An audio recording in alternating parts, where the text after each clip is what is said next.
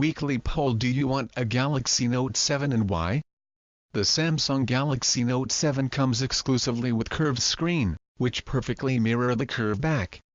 This makes the phone feel smaller and look better, and we love it, but we get that some people prefer a classic flat version.